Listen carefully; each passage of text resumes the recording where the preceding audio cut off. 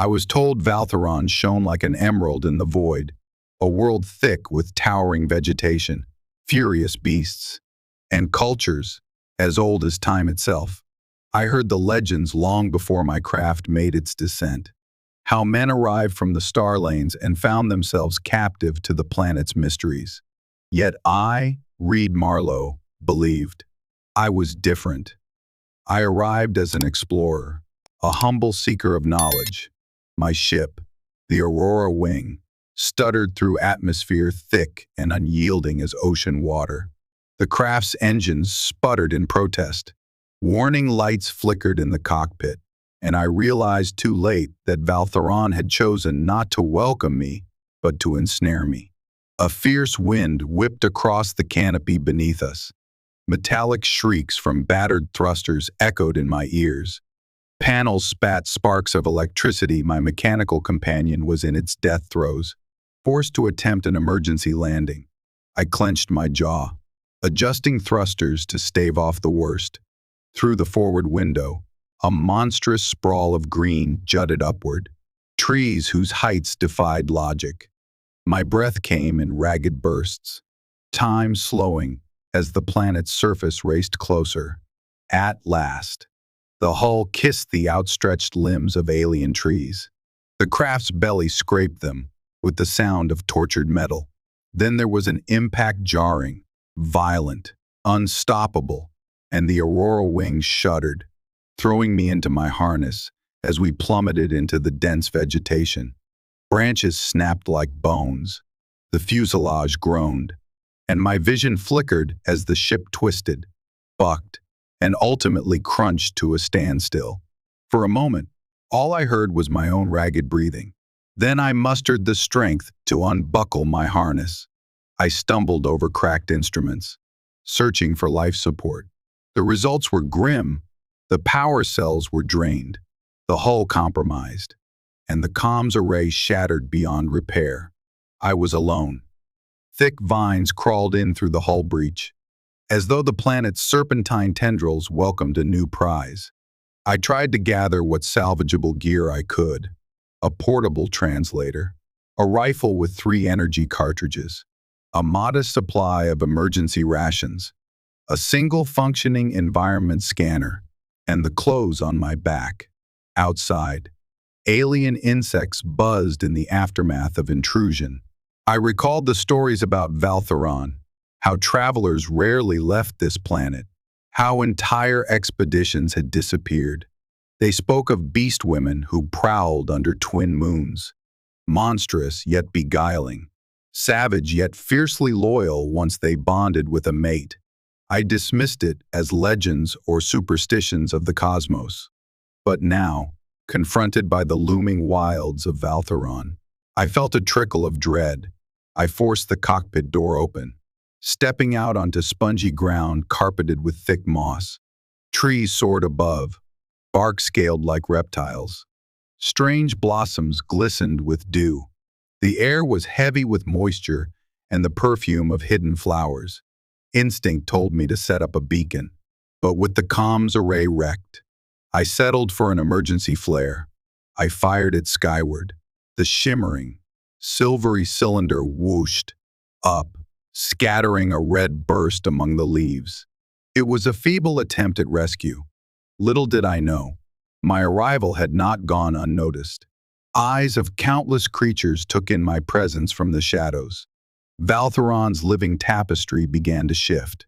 My fate, along with the planet's ancient powers, moved invisibly around me. I pressed forward, determined to find a vantage point or a friendly settlement. The deeper I ventured, the more I understood how alien this world was. A grove of thick-rooted trees exhaled clouds of scintillating spores. My environment scanner beeped softly, warning me of toxins, so I quickly covered my mouth with a mask. Strange footprints wide, clawed, hinting at some bestial biped, marked the moss. I had no illusions about what might lurk beyond my line of sight. Yet, as I pressed onward, an inexplicable sense of watchfulness gripped me. as though a pair of unseen eyes observed my every move, measuring my worth. Despite my exhaustion, I felt compelled to keep moving. I did not yet know how drastically my destiny had been sealed the moment I set foot on Valtheron. I found a rough path through the jungle, winding like a serpent. It guided me to a small clearing that offered momentary relief from the oppressive canopy. Night descended swiftly. The sky burned purple, the stars strangely bright, the twin moons rising in tandem like watchful guardians. Their pale light cast the clearing in ghostly silver. I knew I needed shelter. I scoured the perimeter for any sign of animals or safe cover. The hush of the jungle soon ended as the nighttime creatures began their calls. Within an hour, the sound resembled a concert of howls, croaks, and clicking echoes. My rifle felt small comfort, yet I clutched it. In the gloom, I saw shapes flicker, heard snarls that set me on edge. At length, I found a lone rocky outcrop rising from the forest floor, forming a shallow alcove, a potential campsite. I set down my pack, scanning for signs of immediate danger. Then I gathered scattered branches, building a makeshift fire. Sparks turned into flames, illuminating the rock walls and sending dancing shadows across the clearing. The gloom receded, replaced by the flickering glow of my meager camp. Leaning against the rough stone, I pondered my predicament. Where would I go from here? If rescue never came, how would I endure? In truth, I had no sure answers. My mind reeled with the day's chaos. The crackle of the fire lulled my thoughts, and my eyelids drooped. Despite my training to keep watch, fatigue overtook me. I slept lightly, dreams slipping in and out, visions of swirling starlight, monstrous silhouettes under twin moons, a voice calling my name from the shadows. I could almost smell something sweet, like the musk of exotic flowers. My dreams collided with the hush of the real night. At one point, I stirred. The fire had died to embers. A presence loomed outside the alcove, heart pounding. I slowly shifted, peering into the darkness. I thought I glimpsed amber eyes reflecting the faint moonlight. But no shape emerged. A low, rolling growl fluttered in the breeze. Or perhaps it was only the wind among the trees. Morning came slow, unveiling the wet dawn. The forest glistened with dew, and ephemeral creatures scurried about. I discovered footprints near my campsite, large, with claw-tipped toes. Fear sparked in my gut. Something had come close, close enough to watch me sleep, leaving me unharmed yet clearly marked. I decided to move on, using the environment scanner to pick a direction that might lead me to higher ground. The path was a winding labyrinth of vines and dense brush. As I slipped deeper into the jungle, I noticed occasional broken branches, flattened grass, and half-hidden trails, a sign that bigger things roamed here. At times, the hair on the back of my neck prickled. I could sense a presence keeping pace with me, always out of sight, never too far behind. That evening, I found another clearing, a wide stretch of meadow bounded by drooping pinkish ferns. I set about establishing a small signal device. That was when I heard a sudden rustle. Turning around, I was met with a shocking sight, a figure tall, muscular, and undeniably feminine watching me from the tree line. She had a leonine grace, dark fur covering her limbs, and a face shaped by both feline and human characteristics.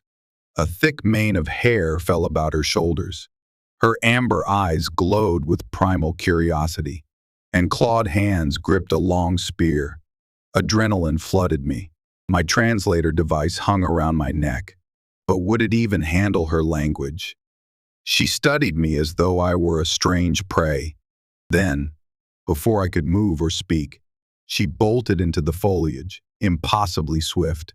I rushed forward, rifle raised, but the silent forest had swallowed her. A new realization struck me. The legends of beast women. Half human, half animal. Be real. And from that first fleeting moment, I felt an inexplicable tug in my chest, as though her gaze had ignited a dormant spark within me. Confusion warred with fear, but something deeper stirred. I had to learn more. I had to find her. Day after day, I wandered, forging deeper into Valtheron's secrets. I soon discovered faint traces of a village, a set of crude huts woven from giant leaves. Deserted for the moment, I dared to sneak inside, rummaging for clues. I found carvings etched into a flat stone, images of bipedal creatures with beastly features, kneeling beneath the twin moons. Others showed a figure that looked vaguely human, entwined in some ritual. I stood transfixed when a rasping voice spoke behind me. I spun around, clutching my rifle. A diminutive figure, hunched with age, stood near the hut's entrance. He wore patchwork garments, and his leathery face had markings of green paint. In one hand, he clutched a staff crowned with bones and feathers. A sudden hush fell, as though the wind itself dared not breathe. My translator device blinked, humming softly as it attempted to parse his speech. "What brings you here, Outlander?" the old man asked in a gravelly tone. "You disturbed the land." I offered no aggression, lowering my weapon. My ship crashed, and I'm stranded. I waited for the translator to catch up. His eyes narrowed, taking in my form. "You come from the sky," he mused, "unbidden by the spirits. They do not appreciate trespassers." He circled me, staff tapping the earth. "Yet the Huntress has caught your scent. I see it in your eyes. You have glimpsed her." My heart pounded. Yes, I saw someone, but we didn't speak. He let out a mirthless chuckle. "She is one of the Kalari, guardians of this jungle. They do not mix with outsiders, except during the times of the moons, when the bond calls. They say a man from beyond the stars shall be claimed, a story older than your machines." His voice crackled with foreboding. My throat felt dry. "Claimed? I don't understand." He tapped his staff against the stone carvings. "A curse, or a blessing, depending on your view. The twin moons hold power over the Kalari. Every cycle, they search for mates among their own kind. But sometimes an outlander arrives and upends the cosmic design."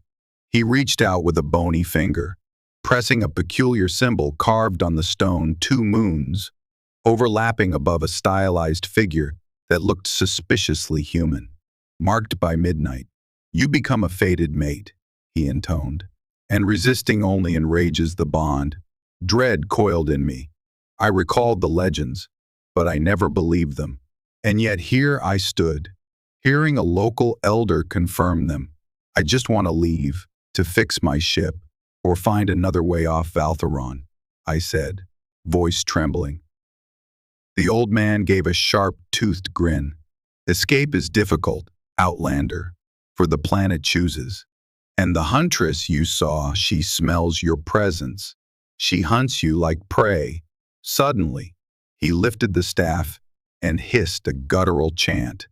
My translator couldn't keep up. A swirl of greenish energy erupted around him, threads of unknown magic coiling like serpents. I cried out, stepping back. But the swirling power struck me like a tidal wave, knocking me to my knees. An overwhelming dizziness consumed me. The staff glowed. The chanting rose to a fever pitch, and I felt a hot brand sear into my chest. My vision blurred. The surroundings pulsed, and the shape of the old shaman wavered. Then, as quickly as it began, the energy dissipated. The old man's face glistened with sweat. "It is done," he rasped. "Fate sealed. The Huntress has your scent, and you bear the mark of the twin moons. Surrender to destiny or be consumed." I stumbled, away, head spinning, my body drenched in cold sweat.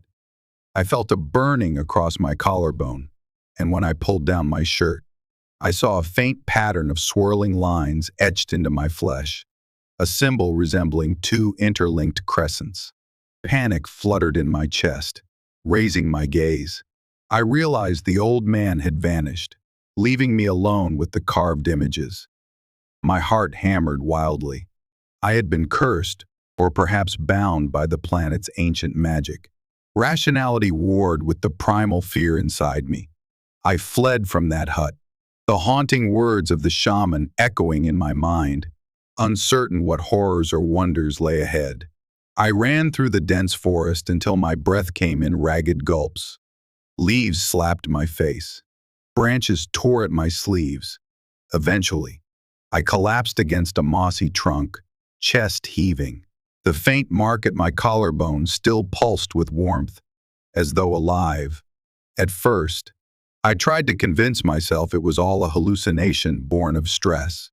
But the pain felt real, and an unsettling awareness grew within me.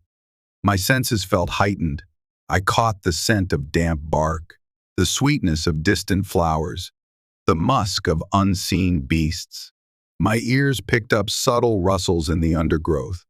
For a moment, I believed something stalked me, just beyond my field of vision, silent as a phantom. The sun began its slow climb toward midday, and I moved carefully, forging deeper into terrain that rose toward rocky plateaus. Each step took an odd toll. My limbs felt heavier. My heart pounded louder. By the time dusk arrived, a feverish heat simmered under my skin.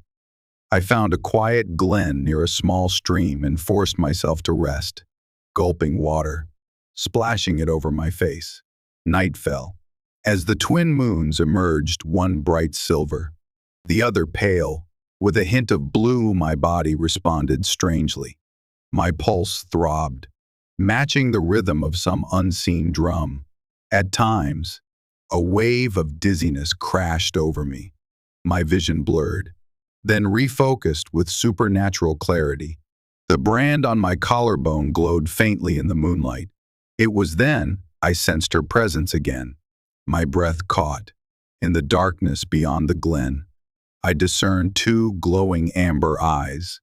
My rifle lay at my side, but some instinct kept me from aiming it at her. A swirl of soft growling drifted on the night air, accompanied by the rustle of leaves. Without warning, she stepped forward into a beam of moonlight. The huntress, tall, poised, her fur glinting with silver highlights under the moon.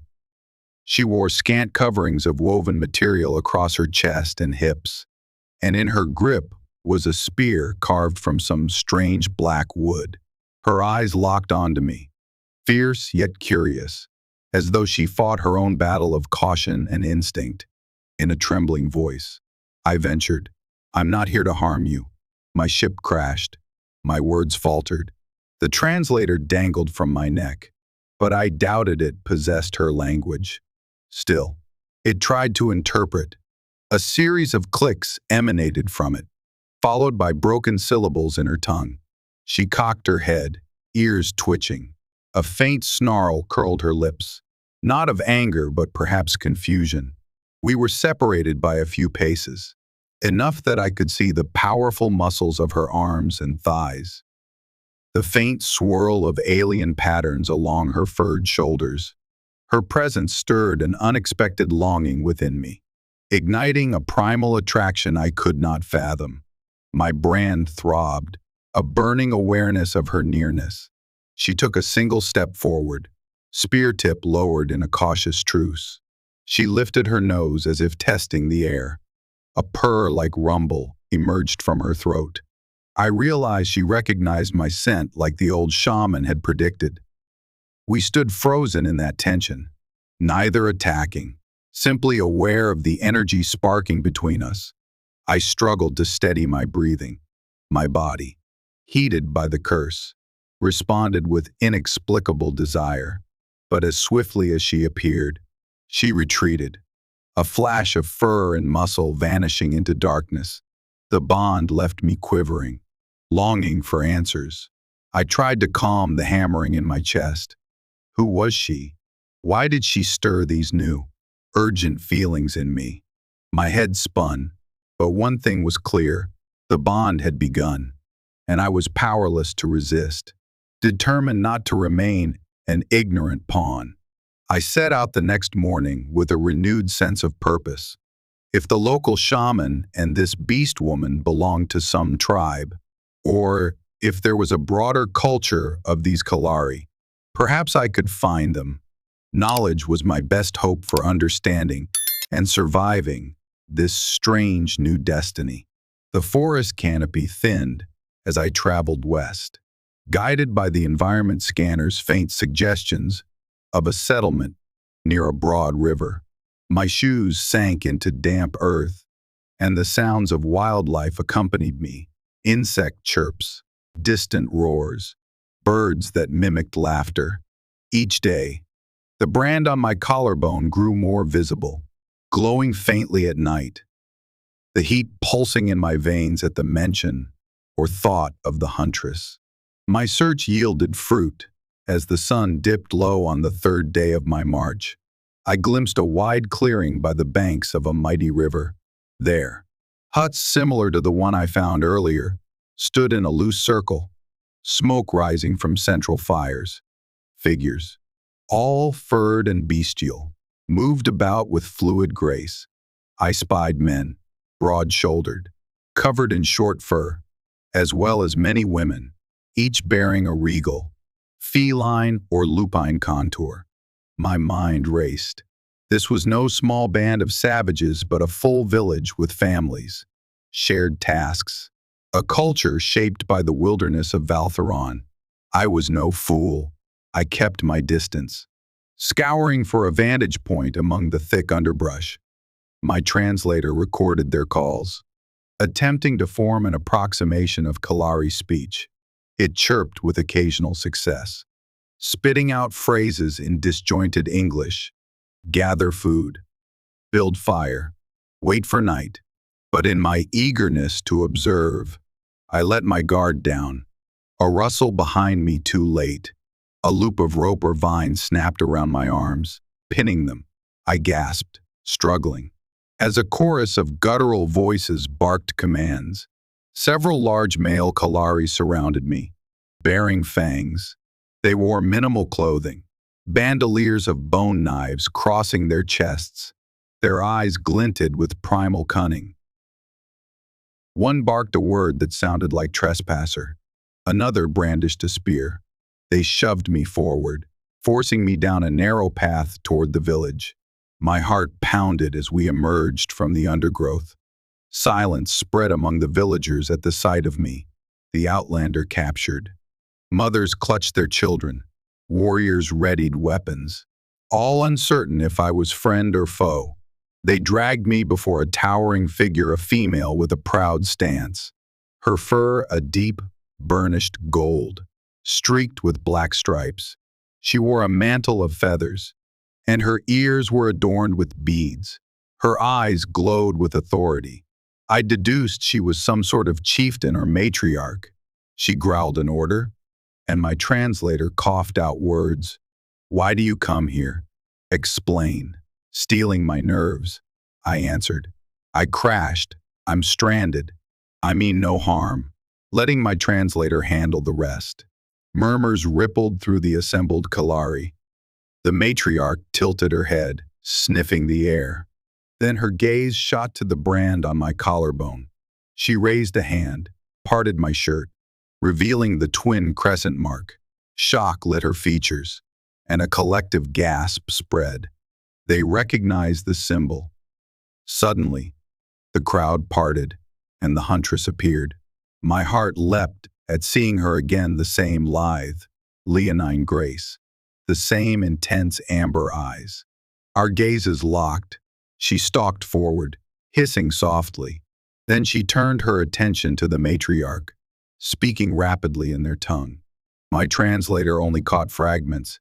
"He, the brand, the prophecy," the matriarch responded, her tone incredulous, perhaps scolding. The Huntress growled back. Tension electrified the air. Finally, the matriarch raised her voice, and my translator gleaned. He must stay, the bonding rites. The old ways. One of my captors seized my arms again, dragging me toward a large wooden cage on the outskirts of the village. Panic rose as they flung me inside, slamming the gate behind me. Laughter and harsh snarls accompanied the watchers. I stumbled, hitting the rough wooden floor. Glancing up, I saw the Huntress remain before the matriarch, arguing. Then the crowd dispersed. I was left with the pounding of my heart echoing in the silence. No immediate harm had come to me, but my future looked grim. I was a prisoner of the Kalari, possibly condemned to some unknown ritual. The brand throbbed anew, as though it rejoiced in the proximity to the Huntress. A disturbing question haunted me. Was I truly her fated mate, marked by the twin moons, bound by cosmic forces older than civilization? That night, imprisoned behind wooden bars, I wondered if the madness of this world would claim me. I had no illusions about the cage's flimsiness, my own fear, and the watchful eyes of Kalari guards kept me from any reckless escape. From time to time, the villagers passed by, scowling or staring in curiosity. Hours passed in darkness. The moonlight revealed the flicker of torches around the village perimeter. Then, a slender shape approached my cage. My pulse quickened, suspecting the Huntress, but it turned out to be another female, smaller in stature, with a mottled coat of short fur. She wore a simple garment of woven leaves. Her eyes glowed faintly, but with less intimidation than the rest. She glanced around furtively, then knelt near the bars. I moved closer, uncertain if she posed a threat. She spoke softly in Kalari, and my translator tried to keep up. "You, not safe, must help. You carry the brand." "Yes," I nodded, showing her the mark. Her ears twitched in sympathy. "I am Filar," she managed with some difficulty through the translator. "I know of the prophecy. The matriarch wishes to use the old rites. Many of us do not like the old ways. Too much pain. No choice." Her words sparked hope. "Will they harm me?" I whispered. Filar's eyes darted around. "Not if you bond willingly with the Huntress." "But the Huntress, her name is Solara. She is a fierce warrior, loyal to our traditions. Yet she is also defiant in her own heart. She does not want a mate chosen by prophecy alone, but the brand. It is powerful. The clan expects her to claim you by the next full moon." I swallowed hard. The very notion of being claimed by that wild, alluring creature both thrilled and terrified me. I just want to survive. Maybe fix my ship if that's even possible. Or find a way to communicate with my people, I said. But I keep feeling these strange stirrings whenever she's near, as if something in me wants her. Filar nodded, ears flattening. "The brand ties your spirit to hers. The planet's magic is older than any of us. Resistance causes pain. Acceptance can lead to many things." A million questions flooded my mind. What is the matriarch's plan? Her gaze flickered. "At the next gathering, under the twin moons, you will be brought to the sacred circle. The clan will watch. If you refuse the bond, the matriarch may force it. Some have died resisting." My blood ran cold. That can't be my only choice. She reached through the bars, pressing a tiny, carved token into my hand. It bore a motif similar to my brand. "Show this to Solara if you can." It once belonged to her mother, who believed in forging one's own path. Maybe it will open her heart. Footsteps echoed nearby. Filar tensed. "I must go. Be strong, Outlander. Solara is not cruel. She is proud, but there is kindness in her. Do not lose hope." She vanished into the darkness, leaving me with the token's smooth weight in my hand. The night breeze ruffled through the cage, and for a moment I felt a flicker of optimism. Someone in this village pitied me enough to slip me a clue. Morning arrived, accompanied by the usual bustle of village life. From my cage, I saw Kalari youths practicing with spears, older ones tanning hides or preparing meals. The captive spectacle that was me seemed less pressing in the daylight. Some stared, but most went about their routines. Around midday, the guards unlatched the cage. I was yanked out, forced to stand before them. I was prepared for a beating or worse, but instead, the matriarch herself approached. She barked something, and the translator rendered it, "Bring him to the talk lodge. Solara awaits." Tense and uncertain, I was shoved along a short path to a domed structure of woven vines and large leaves.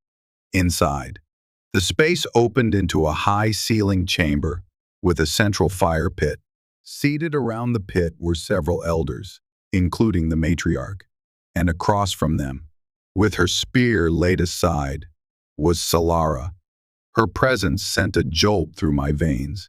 She wore an expression of guarded curiosity, her tail swishing gently behind her.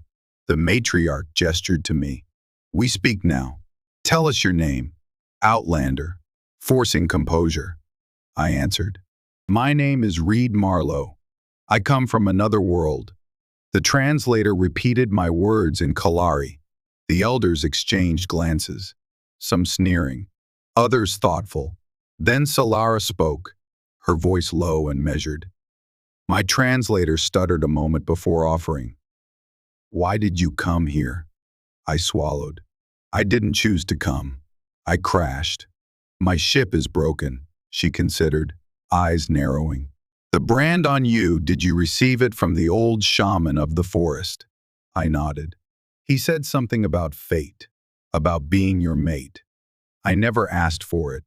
That admission drew a ripple of murmurs. The matriarch lifted her staff, the tip crowned with dangling fangs. It was foretold that a star traveler might bear the brand. The Kalari revere such omens.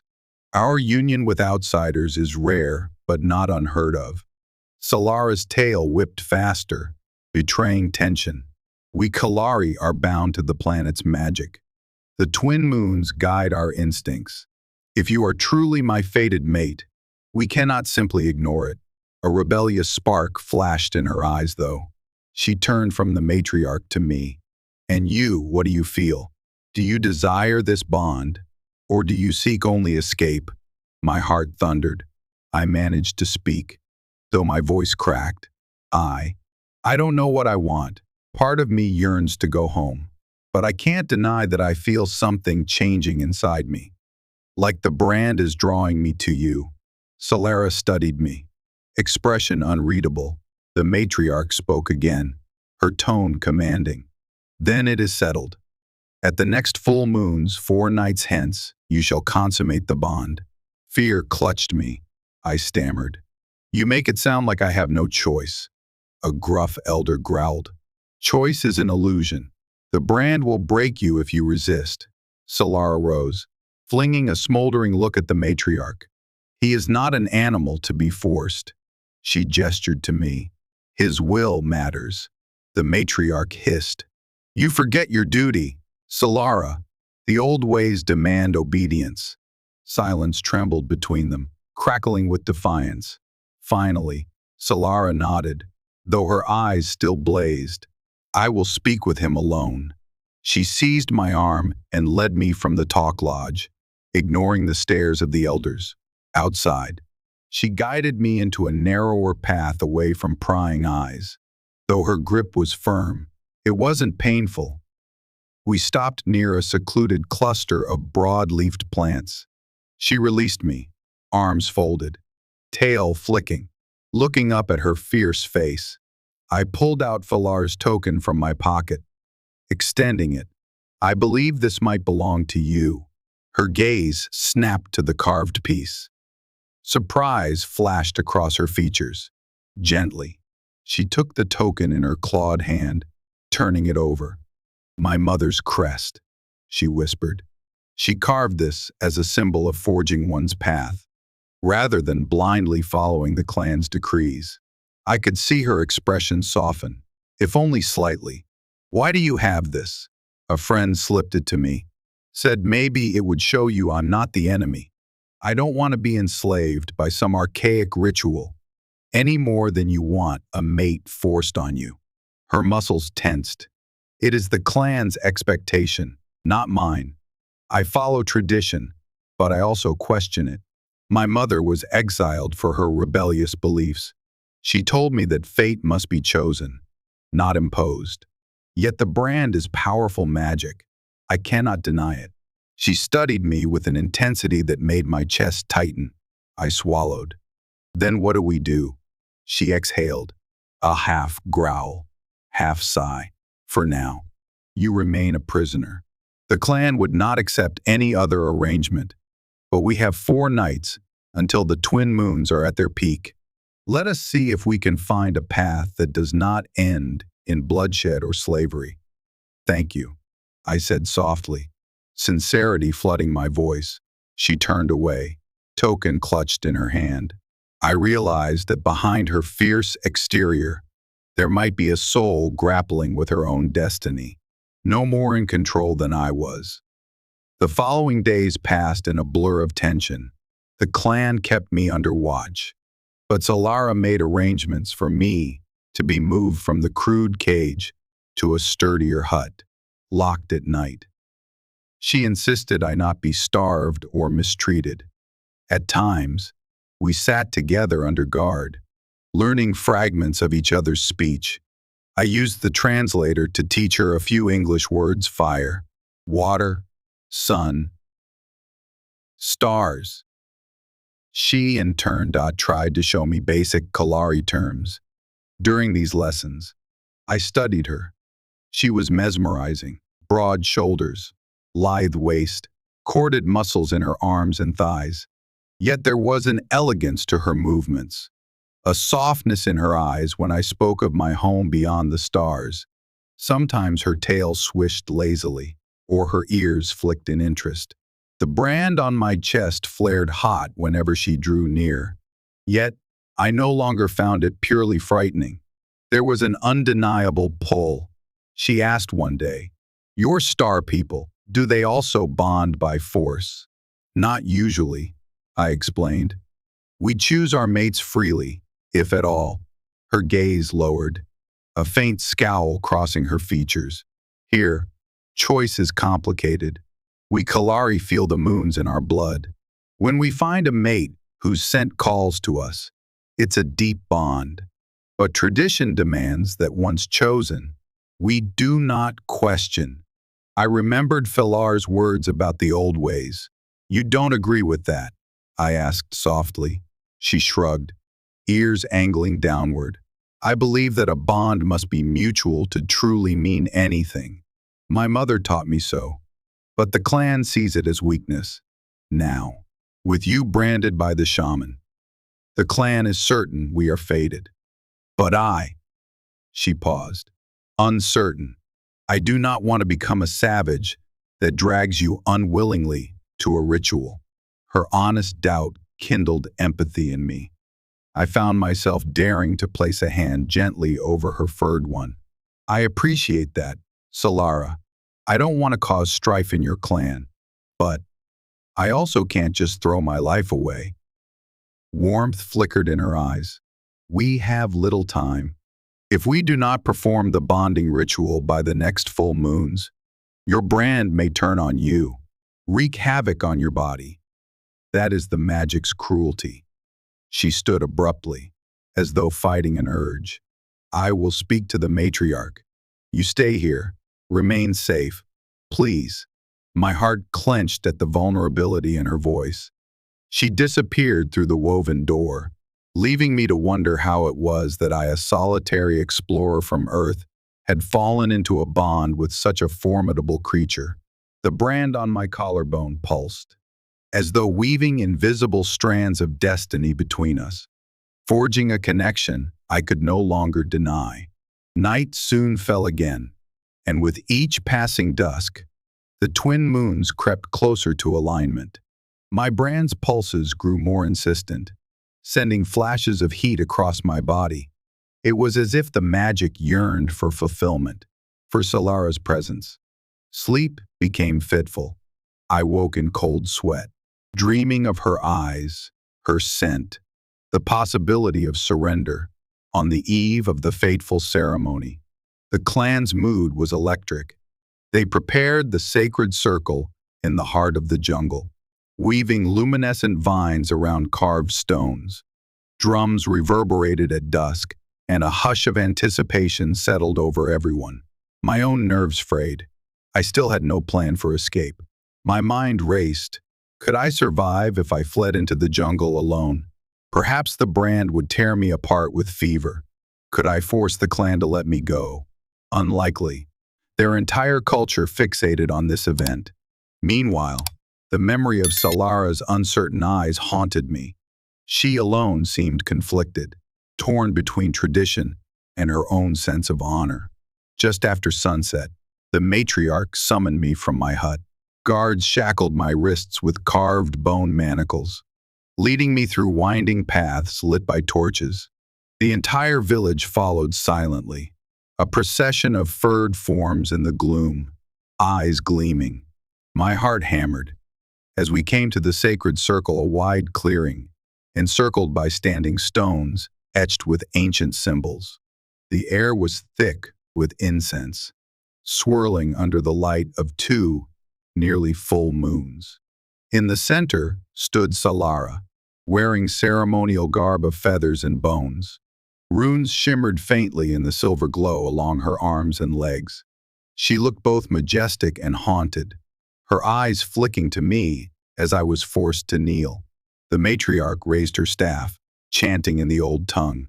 The tribe joined in a melodic yet eerie chorus.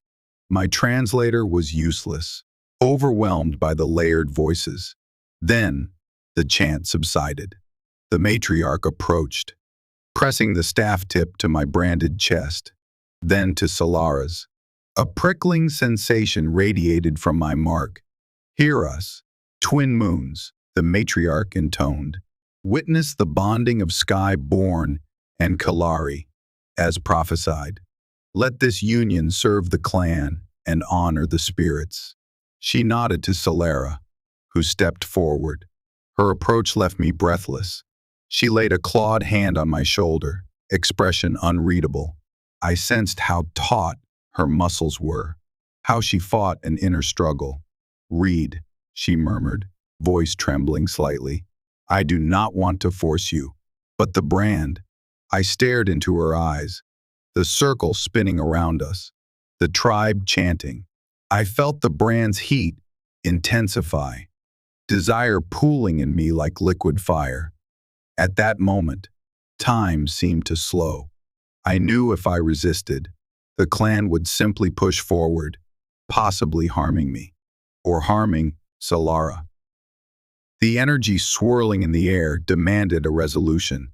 My heart pounded as I gave a slight nod. I won't fight you," I whispered, though every rational thought in my head told me this was madness. "If this is truly our fate, then let's do it together willingly." Relief flickered in her eyes. She cupped my face gently, and the brand pulsed with renewed force. The chanting rose again, accompanied by the thrumming of drums. The world blurred with the primal surge of energy. As the two moons lined up overhead, the brand's glow became a searing light. Solara leaned close, pressing her forehead against mine. Our breath mingled, and a visceral tension crackled between us. She brushed her lips over mine, an electric contact that jolted through my veins, unleashing a wave of desire and raw power. The brand seared, forcing my body to convulse with an overwhelming sense of unity. I gasped into her mouth, nearly losing consciousness in the torrent of sensation. My senses were assaulted by her musk, by the electric taste of her lips, by the drumming that pounded in time with my heart. The clan roared, chanting in exultation, just when I thought I might be lost in this maelstrom. She pulled back slightly, eyes glazed with the same lust and fear that coursed through me. The brand's light began to fade, the heat receding into a steady glow. Around us, the chanting ebbed, replaced by a hush thick with awe. The matriarch's voice cut through the stillness. It is done. The bond is sealed. I awoke the next morning, not in a cage or hut, but curled beside Solara in a private shelter. My mind reeled. The day before was a blur of ritual chants, primal passion, and magic. I felt drained, yet strangely complete. The brand no longer burned but pulsed gently in sync with my heartbeat. Solara stirred, blinking groggily. She rose, the morning sun catching the highlights of her fur. For a moment, our gazes met. Unspoken understanding passed between us. We had crossed a threshold of no return. We were bound, fated, yet we had not entirely surrendered our freedom. "How do you feel?" she asked softly, in halting English. The first pressed a hand to the brand, like my body's been through a storm, but also calmer. "There's no more pain, just a strange sense of you." She nodded, lowering her gaze. "We are bonded now. The clan will accept you, but they will also watch. Some may not approve. They fear outside blood will weaken our lineage. Others believe the prophecy is an omen of strength." I tested my limbs. Despite the exhaustion, I felt a latent vigor humming in my veins. Whether it was an effect of the bond or mere adrenaline, I couldn't say. "What about us?" I asked. "Do we just live here as mates?" Her tail flicked in agitation. "We must find our own path. The clan expects me to train you in our ways, to hunt, to fight. You are no longer a prisoner, but you cannot simply leave. The brand ties you to Valtheron's magic. If you stray too far from me, it may weaken you or cause suffering." That reality struck me like a blow. The bond was not merely symbolic, it was a magical tether. So much for repairing my ship and flying off. The thoughts warred in my mind, but a part of me was relieved. Despite the madness, I found comfort in Solara's presence. I realized she stared at me, reading the turmoil in my face. "Come," she murmured, offering her hand. "Let's walk. Perhaps seeing the village with new eyes will help." We rose and ventured out. The Kalari we passed eyed me differently than before, some with respect, others with distrust. Children scampered around, trying to catch glimpses of me. A few of the braver ones laughed when I clumsily attempted to greet them in Kalari. Falar appeared, smiling gently. "Pleased to see us together." "You live," she teased. "I'm glad." She looked at Solara. "Have you told him about the naming?" Solara shook her head. "Not yet." Falar turned to me, translator whirring. "In our clan, when an outsider bonds with the Kalari, we give him a name that ties him to us. It's tradition." My lips quirked. "A name? Huh. Well, what is it?" Solara's ears tilted. "We will choose it together. It must capture your spirit." She studied me for a moment. "You fell from the sky, survived the crash, and endured the brand's magic. Your spirit is strong. We could call you Tarak Rai, meaning steel heart, or perhaps Sakir Val, meaning star-forged." I tested the sound on my tongue. Sakir Val. One like that. It sounds proud, but not arrogant. Solara gave a curt nod, faint approval in her gaze. "Then Sakir Val you shall be to the clan." Though I knew I would always be Reid Marlowe in my own heart, I sensed the significance of adopting their name. The bond, forging a new identity. I offered a small smile. "Thank you." In the days that followed, I settled into an uneasy routine in the Kalari village. Solara insisted I learn their customs, beginning with basic survival tasks, gathering edible roots, weaving simple coverings. even assisting with hunts. She taught me to move silently through the forest, to track small game by scent and footprints.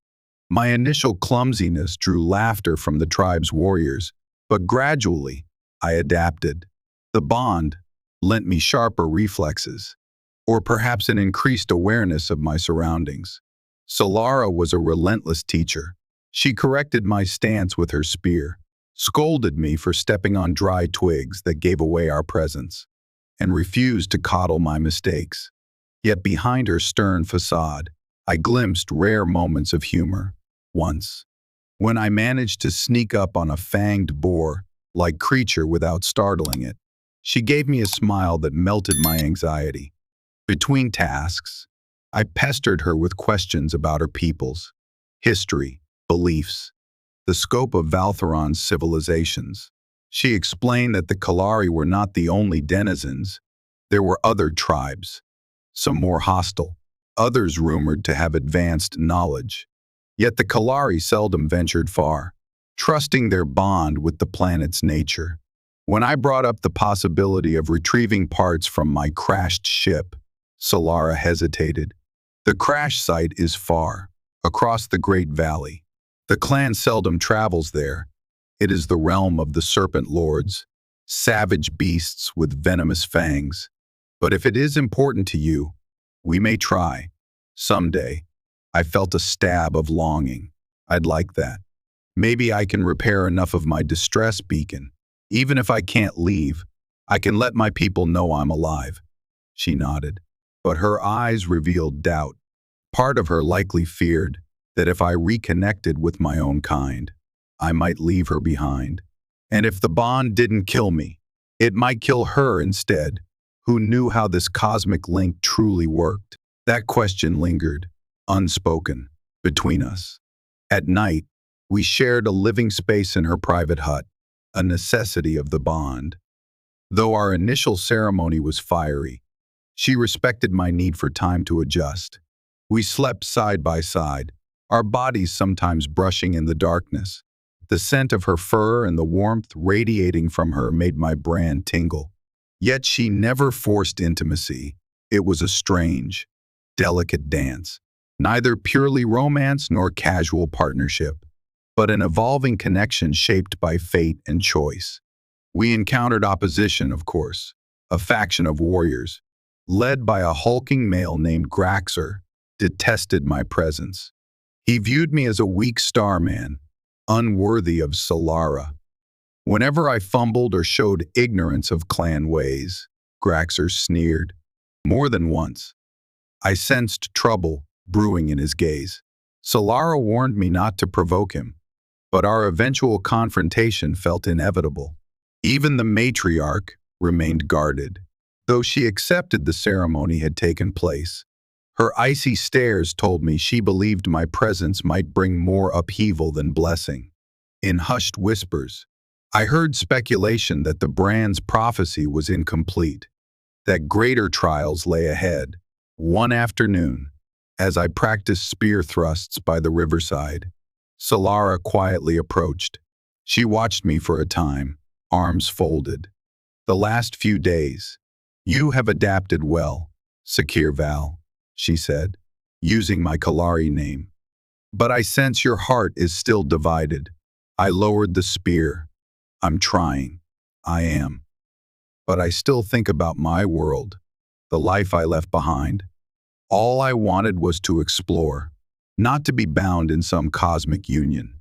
Her eyes glimmered with sympathy. I understand. ITOO, never asked to be chosen by prophecy. I used to dream of traveling beyond the horizon, learning the secrets of other tribes, forging my own destiny. And now, I am bound to you. Yet, I find a strange comfort in it. Our gazes locked. For a moment, the bond flared, an unspoken warmth passing through us. The memory of our ceremonial union lingered on my lips. Slowly, she reached out and brushed a lock of my hair aside. My heart beat faster, not with fear, but with yearning. I'm sorry, I murmured. You deserved a choice in your own life. Her voice softened. We both did. But sometimes life places us on paths we never imagined.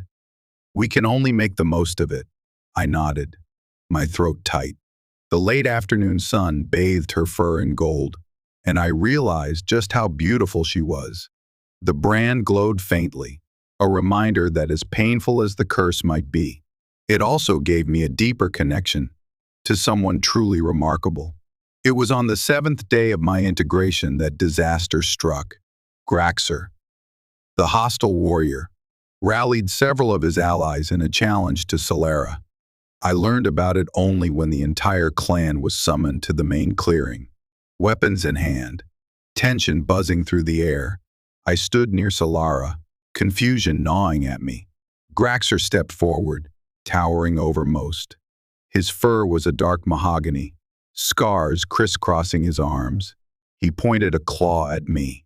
"This Starman has no place among us," he snarled in Kalari. The translator repeated in my ear. "He weakens our bloodline with foreign ways." I challenged Solara's right to choose him as a mate. Solara bared her fangs. "It is not my choice alone. The brand chooses." The clan recognized this union under the twin moons. He spat. A farce. Perhaps the brand is a trick from an ancient shaman. I demand a trial of combat to prove his worth. Murmurs rose among the clan. The matriarch watched in stony silence. My stomach churned. A Kalari trial of combat. Graxer was easily twice my strength. Solara bristled, stepping in front of me. "The mate bond is not a toy for your amusement, Graxer," he growled. "Then how can you claim him if he cannot defend himself or you? In our tradition, if the mate is unworthy, the union can be broken by the clan's will." He squared his shoulders, muscles rippling. "Let him face me. If he triumphs, we accept him. If not, we send him away or worse." Though terror coursed through my veins, I saw in Solara's eyes that backing down would only worsen my standing. I squeezed her hand, stepping forward. My voice wavered. "I accept your challenge, Graxer." A surprised hush fell. Graxer bared a toothy grin, eager for the violence. They cleared a space in the center of the village, forming a ring of watchers. Solara handed me a short spear, her eyes pleading. "He is strong, but he fights with anger. Use your wits. Focus." She pressed her forehead to mine. A brief exchange of breath. "Be careful," I nodded, though fear pounded in my chest. Graxer entered the ring, brandishing a long, jagged blade. The clan shouted encouragement or warnings. Some cheered for Graxer, others for Solara's mate. Drums rumbled in the background. The matriarch lifted her staff. "Begin!" Graxer lunged immediately, swinging his blade in a lethal arc. I stumbled back, parrying with the spear's shaft. The force rattled my arms. He was unbelievably strong. My mind raced, adrenaline surging. I knew if I fought him in a contest of pure strength, I'd be crushed. I needed cunning. I circled him, jabbing tentatively, testing his defenses. He knocked my spear aside like a twig, slashing at my midsection. I leapt back, nearly tripping on a rock. The watchers roared. He advanced, savage grin widening. "You are no Kalari, Starman," he spat. "Kneel," steadying myself. I feinted a thrust toward his chest. He swung his blade up to block, and in that brief instant, I pivoted on my heel, driving the spear's butt into his exposed side. A satisfying thump reverberated. He grunted, stumbling. The circle erupted in gasps, but he recovered swiftly, lashing out with a backhand that caught me across the face. Stars exploded in my vision as I tumbled to the ground, the taste of blood in my mouth. Distantly, I heard Solara shout my name. Graxer loomed, blade held high. I rolled aside just in time to avoid a lethal strike. His blade clanged against stone, sending sparks flying, summoning desperate energy. I kicked at his knee, forcing him off balance. I scrambled to my feet, spear in hand, chest heaving. He snarled, eyes ablaze with fury. My head pounded, but I steadied the spear, scanning for an opening. We circled each other again, the ring of watchers chanting. Blood trickled down my chin. Graxer's lip curled, and he charged. I let him come, mind focused. My brand flared, a rush of primal strength flowing through me, as though the bond offered me a fraction of Solara's prowess. In the last split second, I dodged sideways, hooking my spear around his blade arm. With a twist, I disarmed him, sending the jagged blade flying. Graxer roared in outrage. He turned, swinging a massive punch. I ducked, slamming the spear shaft into his ribs. He gasped, doubling over, and I seized the opportunity, gripping the spear like a staff. I struck him behind the knee. With a thud, he crashed to the dirt, panting hard. I placed the spear tip to his throat. His eyes bulged in astonishment. Breath ragged, a hush fell, the only sound my own heartbeat pounding in my ears. The matriarch raised her staff. "Enough," she declared. "The victor is Sakir Val." I lowered the spear, lungs burning. Graxer glowered, humiliated, but I saw reluctant respect in his eyes. A slow rumble of applause spread among the clan. Solara rushed forward, placing herself between me and the fallen warrior. Graxer rose, dusting himself off, a snarl on his lips. But he did not attack again.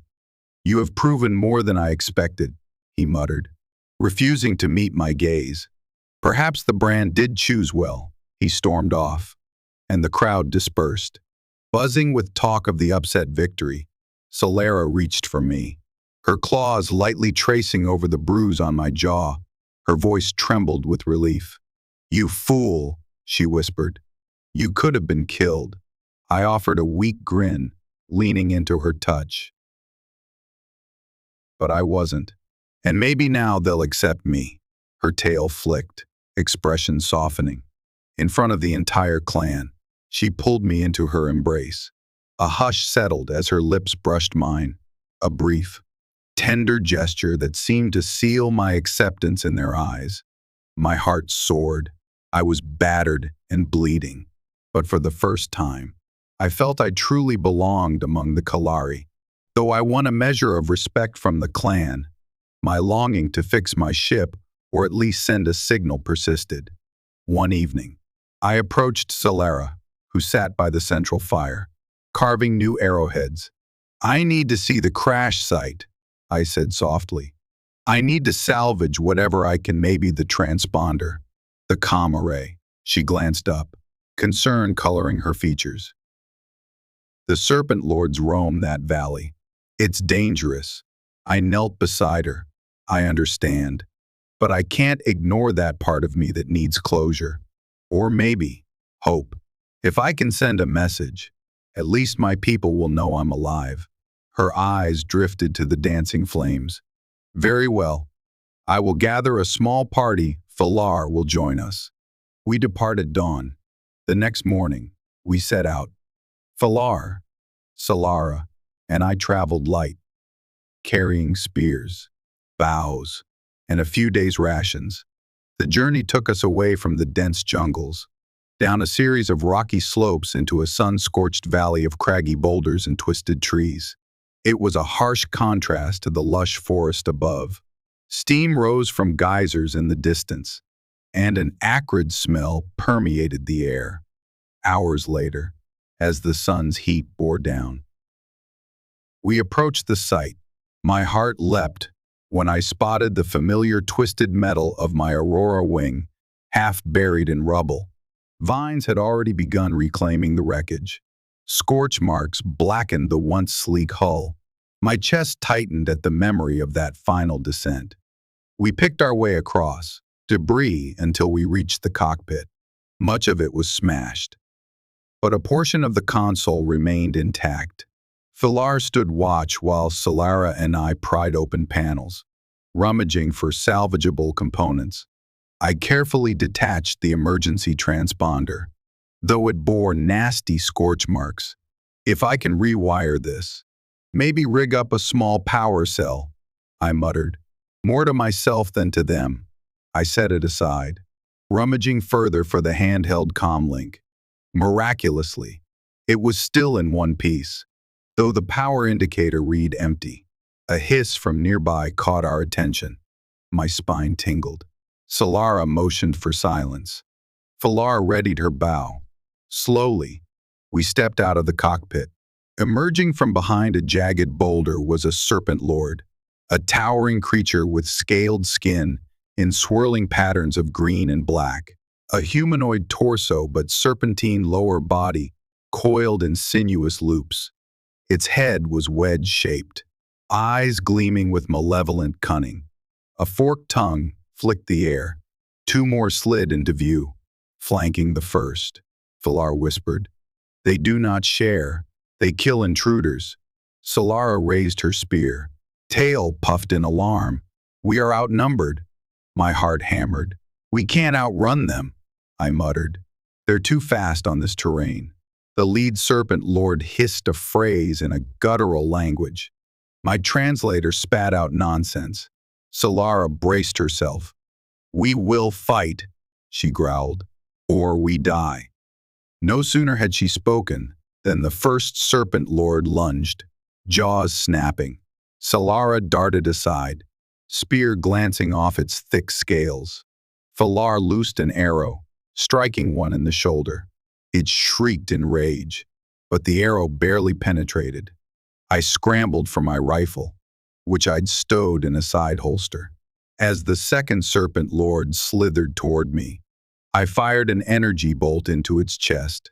A sizzling crater opened in its scales, and it screeched, recoiling. Encouraged, I fired again. The weapon's hum grew weaker, the cells nearly depleted. Falar and Solara fought side by side, a whirl of fur and steel as they clashed with the lead creature. Toxic spittle dripped from its jaws. It slapped Solara's spear aside with a powerful coil. Nearly toppling her, Falar tried to stab it, but it whipped its tail, sending her crashing into the wreckage. She lay stunned. Solara, I cried, firing another bolt at the serpent lord menacing her. The shot struck its shoulder, momentarily halting it. She sprang up, thrusting her spear into its abdomen. With a gurgling hiss, the creature collapsed in a heap, thick blood oozing over the ground. But the third serpent lord aimed a blow at Solara's exposed back. Time seemed to slow. Without thinking, I hurled myself forward, tackling her aside. The serpent lord's barbed tail grazed my arm, leaving a burning slash. Pain shot through me as I yelped. My rifle beeped ominously, the last shot left. The serpent lord loomed over us, jaws wide. I pulled the trigger, firing point blank into its open maw. Energy crackled, disintegrating bone and scale in a shower of sizzling gore. It dropped to the ground, lifeless. Then silence reigned, broken only by the hiss of steam vents and our ragged breathing. Two serpent lords lay dead, one severely wounded and slithering away. Falar managed to stand, battered but alive. Solara turned to me, eyes full of alarm as she saw the bleeding slash on my arm. That tail barb might be venomous, she muttered, pressing a cloth to the wound. My vision blurred slightly, a dizzy wave washing over me. We have to get back, Falar urged. Clutching my salvaged gear, I leaned on Solara. We staggered away from the wreckage, forging a path out of the valley. The slash burned fiercely, black veins creeping along my skin. Fear seized me. Would the brand's magic protect me, or was I doomed? Through the haze, I felt Solara's strong arms supporting me, her voice a distant murmur. The last thing I recalled before unconsciousness took me was the faint glow of the brand and the desperate determination in her eyes. In fitful dreams, I swam through darkness. There was a presence tethering me to reality, a warmth that pulsed in time with my heartbeat. Or perhaps it was my brand, linking me to Solara. My body burned with venom, but it fought back.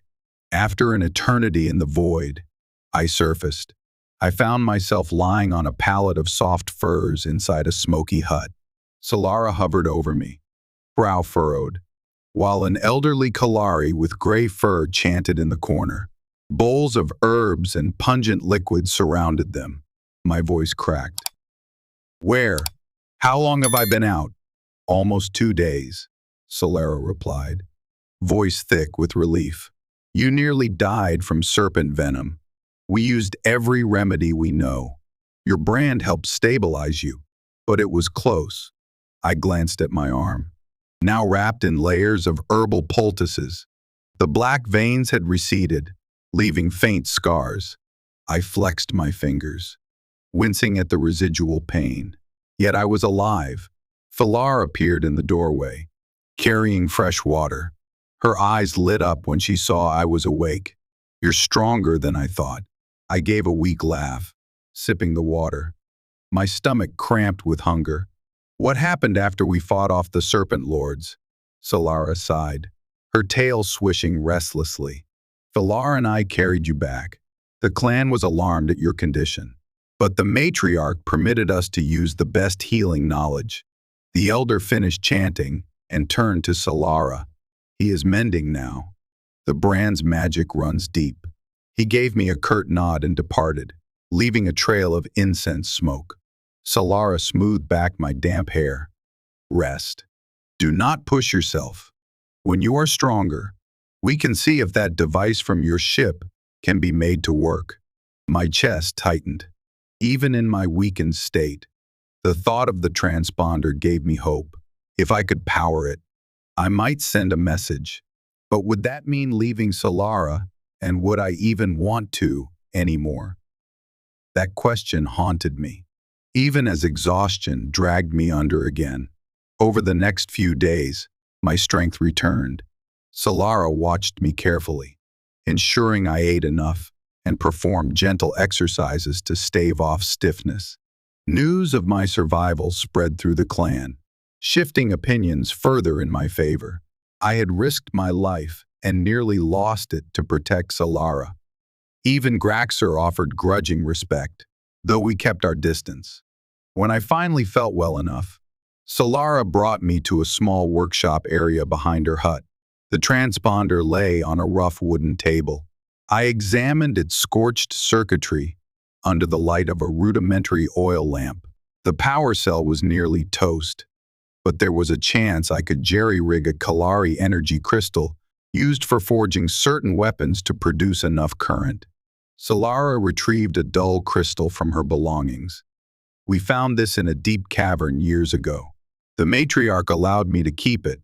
Will it help? I turned the crystal over in my hands. It glowed faintly when I touched the brand on my chest. Maybe, if I can wire it through the transponder's converter.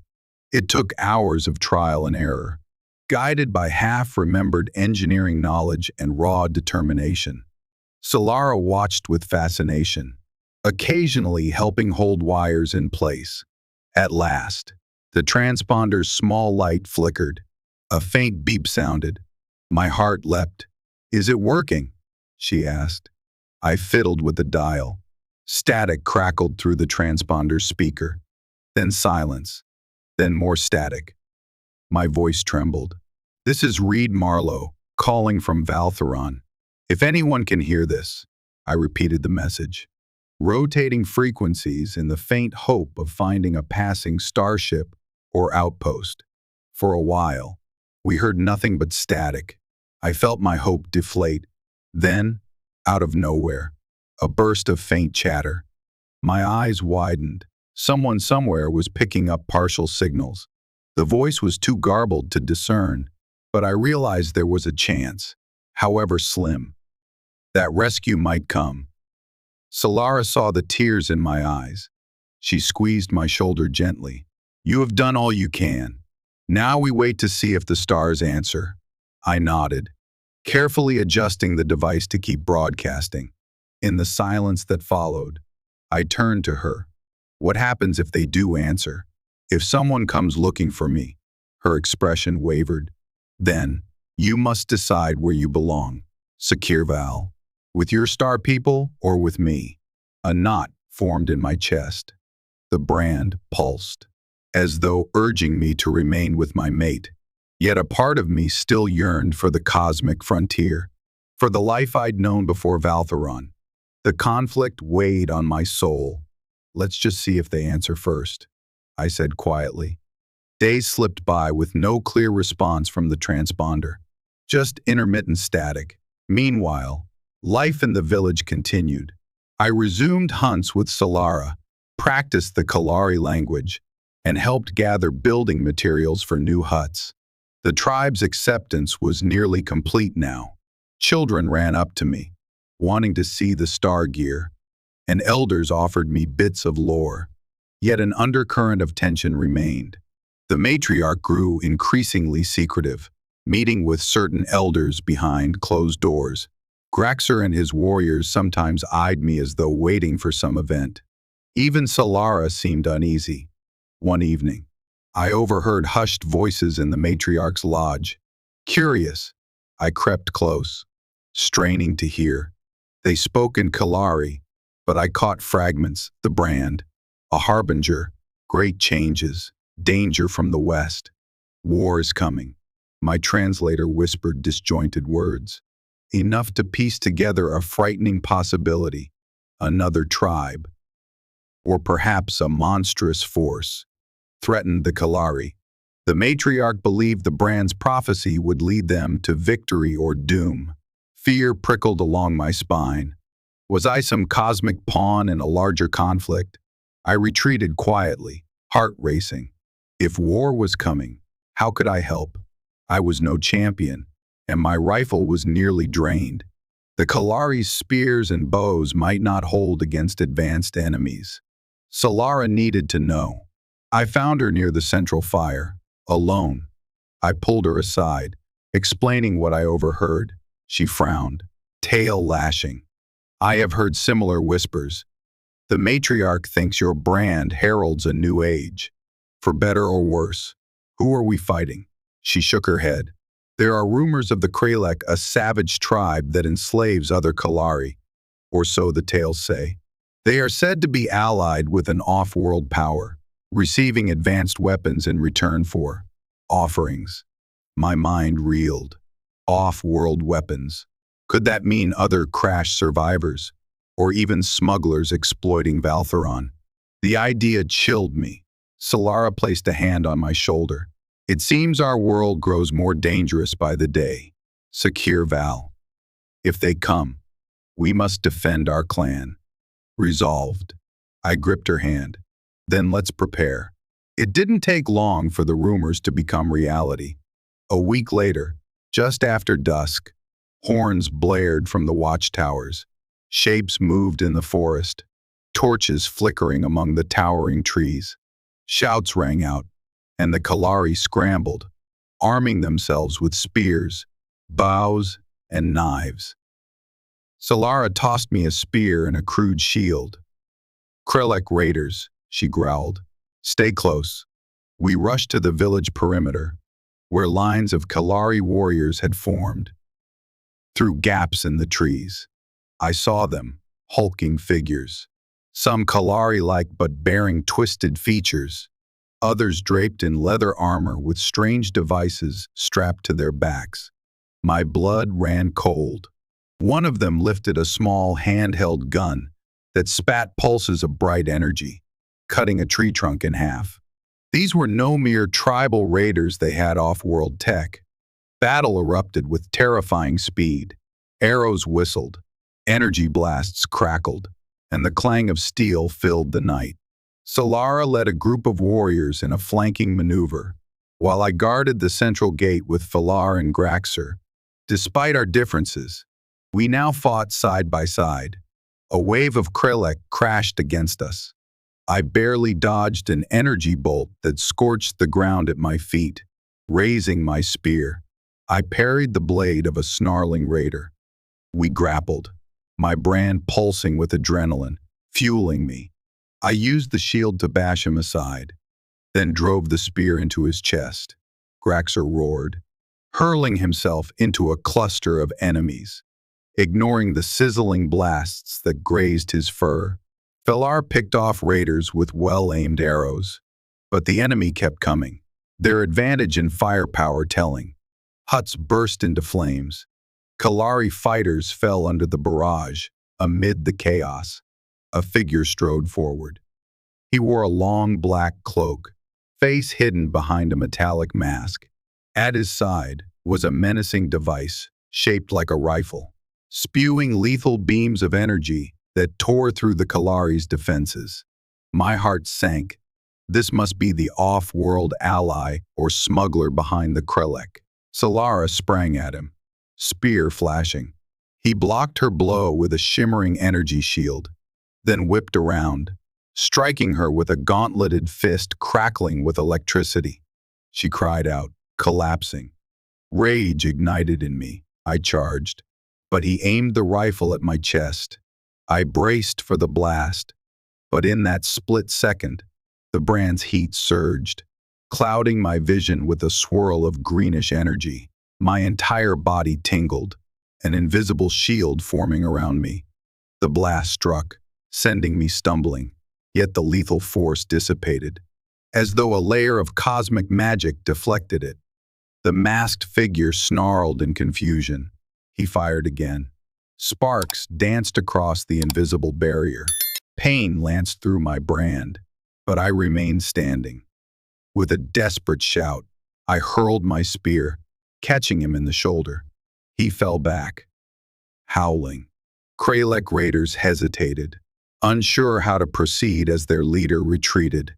Emboldened, the Kalari launched a counterattack, driving the raiders away from the village. The masked off-worlder hissed something about the brand's power, then vanished into the darkness, accompanied by his wounded followers. Silence fell, broken only by the crackle of burning huts and the groans of the injured. We had survived, but at a cost. Solara struggled to stand, coughing. I ran to her side, cradling her head gently.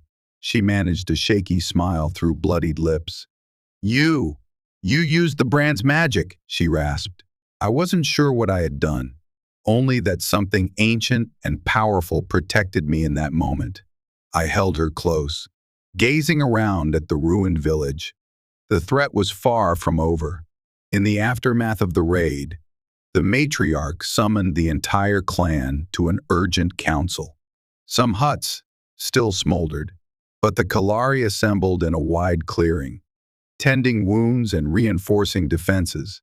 I helped Solara walk, her ribs wrapped, bruises darkening her fur, despite her injuries.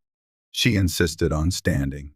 The matriarch addressed the assembly, her voice carrying a grim determination. The Krelek have come, aided by an off-worlder who wields terrible power.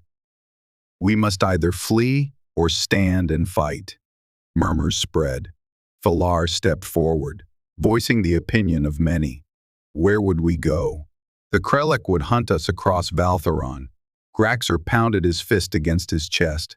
Then we fight to the last breath. But one elder shook his head. They have weapons beyond our understanding. We cannot stand alone. The matriarch's gaze drifted to me. Then, Solara, perhaps we need allies. The brand-bearer spoke of others beyond the stars. Can they help us? My thoughts spun. Could I truly call a star-faring power to intervene in a local conflict? The idea felt enormous. I only have a damaged transponder, I admitted. I've been broadcasting distress calls. If a friendly ship picks it up, they might come, but there's no guarantee. She nodded gravely. We cannot pin our survival on chance alone. Solara spoke up, voice pained. What if we seek the other Kalari tribes? We have quarreled in the past, but the Krelek threaten us all. Hope flickered in the gathered warriors. Another elder muttered, "The Ivory Claw tribe might join us if we share our resources. The Blue Fang clan might as well." A hurried debate followed. Ultimately, it was decided. A delegation would travel to nearby Kalari tribes, forging an alliance to repel the Krelek. I volunteered at once, as did Solara, though she was injured. The matriarch agreed, but only if we waited a few days so Solara could recover. Time was short, but she needed strength for the perilous journey. That night, I cradled Solara in our hut, tending her wounds. She hissed in pain when I applied a salve. "I'm sorry," I whispered. "I can't stand seeing you hurt because of me." She touched my face gently. "You are not to blame. These raiders would have come regardless. But together, we will stop them." I leaned in, pressing my forehead to hers. A quiet moment passed between us, overshadowed by the war to come. The brand pulsed softly, a reminder that our fates were entwined. It took nearly a week for Solara to regain enough mobility to travel.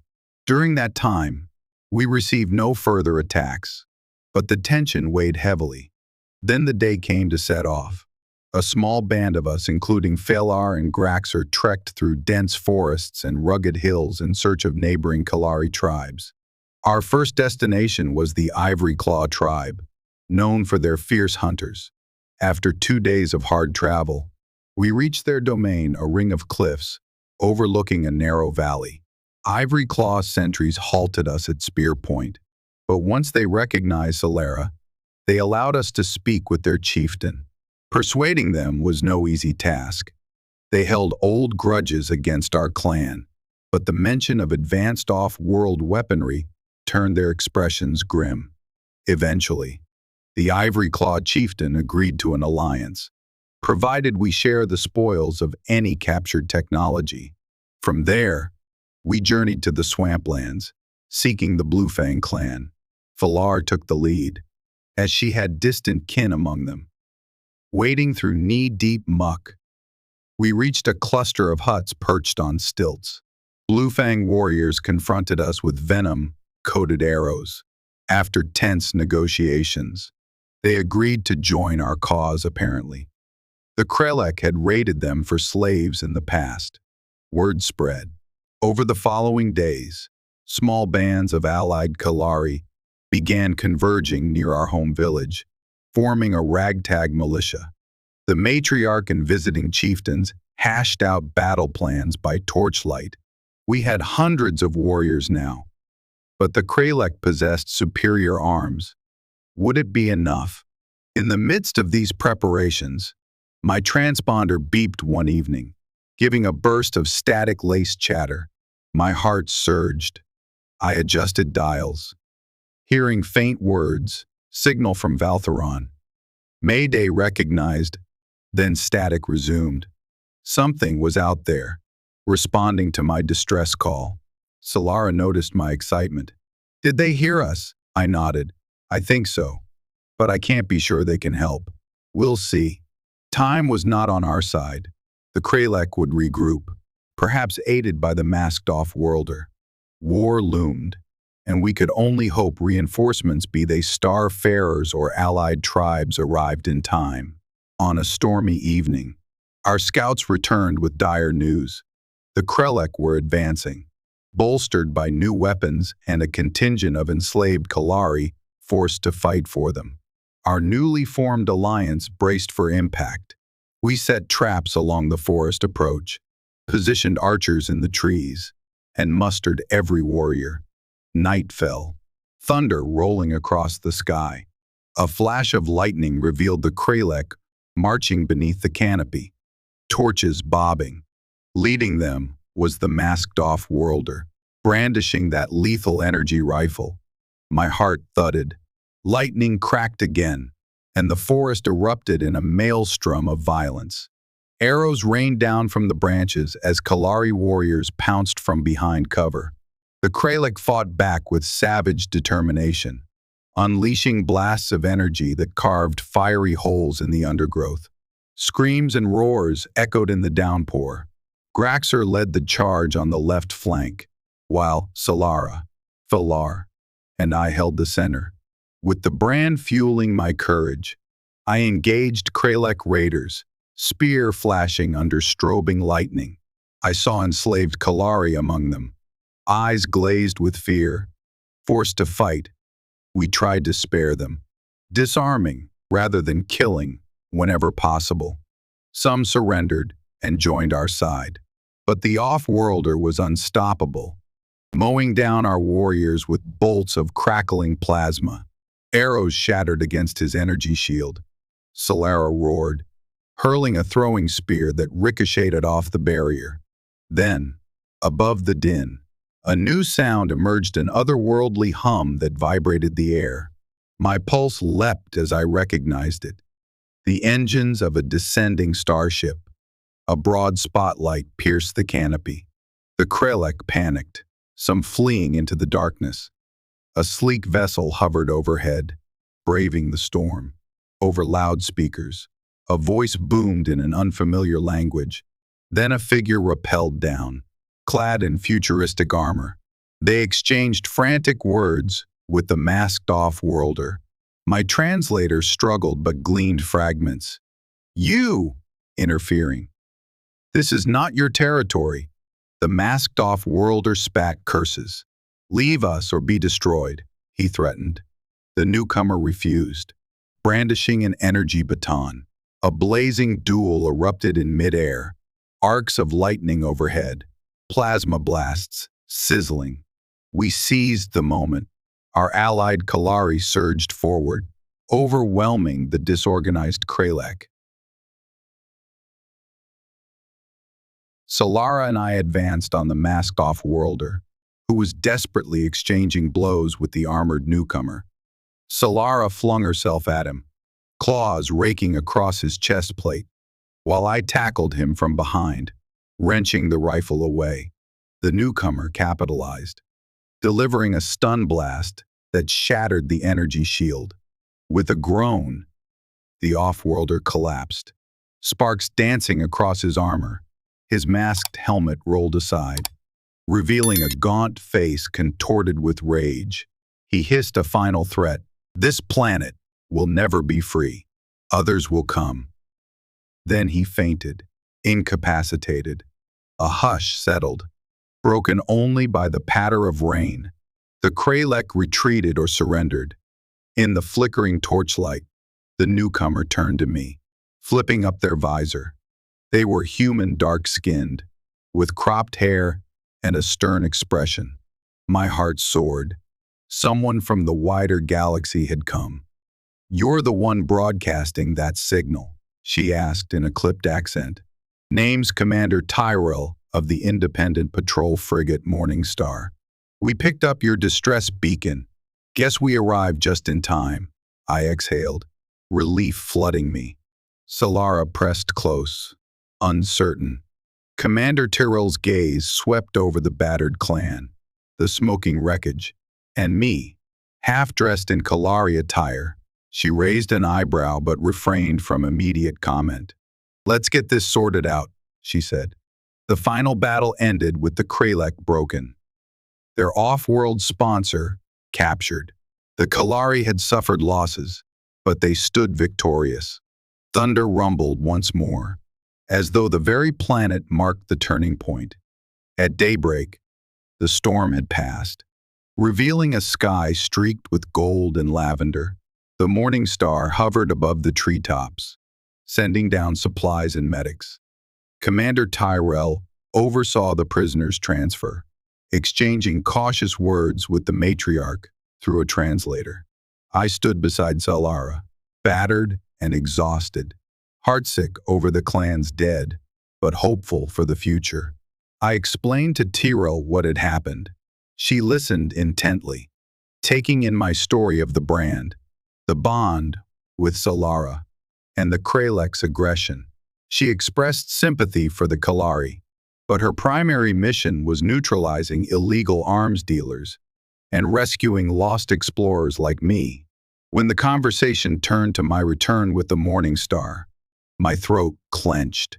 Solara stiffened at my side. The brand pulsed, warning me of the choice I now faced. Could I walk away from the tribe I had fought with, from the mate I was magically bound to? Yet was I truly willing to forsake my old life, my home beyond the stars? Tyrell studied my torn expression. We're heading out in a few days once we deal with the detainee. You should come with us, Mr. Marlowe. The galaxy is vast. Your people might be searching for you. I looked at Solara. Her amber eyes filled with uncertainty and sorrow. Over the past weeks, we had grown closer, forging a bond deeper than mere magic. She had become my anchor on this wild world. Could I just abandon her, knowing the brand separation might harm us both? Gently, she touched my cheek. You do not have to stay. I do not wish to chain you here. You have a destiny in the stars. My voice trembled. But my destiny is also here, with you. This bond isn't just an obligation, it's part of who I am now. Tears shimmered in her eyes. She bowed her head. Then you must choose where your heart belongs. Commander Tyrell gave us space. I guided Solara away from the bustle, to the edge of the clearing. Birds called in the distance, as though urging us to speak. You risked everything to save me, I whispered. To protect this planet, this clan. You taught me to see Valtheron as a home, not just a trap.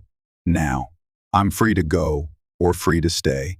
But if I leave, the brand might, she exhaled. The brand is strong. You might survive away from me for short times, but a permanent separation could be agony. Still, your spirit is restless.